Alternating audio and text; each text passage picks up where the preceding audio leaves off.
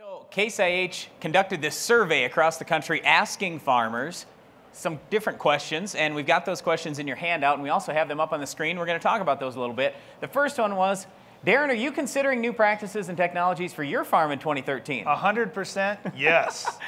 I was actually a little surprised the number was only 85%. Well, I'm not surprised at all, Brian, because you look at our operation. We've got two brothers, one a little more progressive than the other one. And then we've also got our dad in the operation, and dad's in his 70s, and we look at some new things. We say, man, let's invest $200,000 in this new thing. And dad says, man, I've only got a couple years left in this operation. I don't want to invest a couple $100,000. That's why we usually write the check first and then tell him afterwards. Okay, let's get to the first real question. It was, what farming practices are you planning to adopt for the first time in 2013? And Darren, I was shocked that number one was cover crops.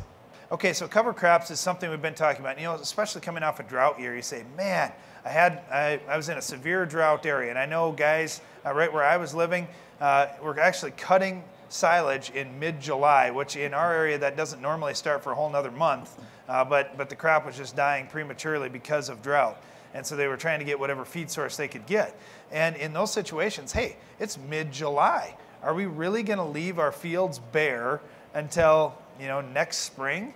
No way. There's all kinds of erosion potential, and when we look at cover crops and some of the potential for digging up new nutrients that we wouldn't get otherwise, why not do cover crops? What kind of the standard guideline is if you've got 2 months worth of growing time left, you should be able to make a cover crop work. And cover crops could help you with reducing compaction, and like Darren said, reducing erosion, certainly conserving moisture, adding more nitrogen to your soil for the next year's crop. There are a lot of benefits to cover crops. That's why a lot more people are talking about them now. I didn't look at that slide, Brian, before you started talking about it. You say, what came in number one? And I was just expecting to say vertical tillage. Why would you do this type of tillage versus something else? Well, and the other thing is you look at tools like the 330 that you'll see here in this booth, and you think about, okay, what do I want to end up with? What kind of soil, how do I want my seed bed basically to look after this machine's run through?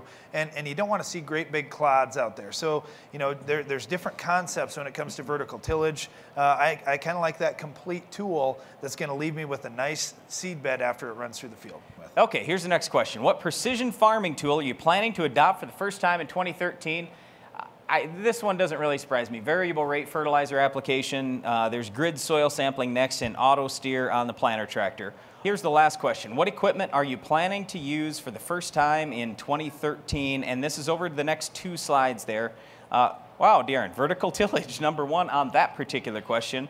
Wider planter or seeder, self-propelled sprayer, strip till unit. Does anything stand out to you here over these next couple slides? Well, I think, getting bigger with the equipment is certainly helping things, helping to be able to get processes done quicker. And just like planting, you say, well, okay, with planting, I don't know if I need a bigger planter. Just think about when your ideal date is for getting your planting done and how much yield you're losing every day that you don't get stuff in the field. Try some new stuff on your farm.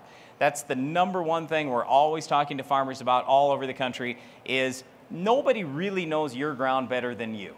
Try some things out, see how some of these new technologies work in your operation, and with some tweaking, chances are you're going to be able to make a lot of these things really pay for you going forward.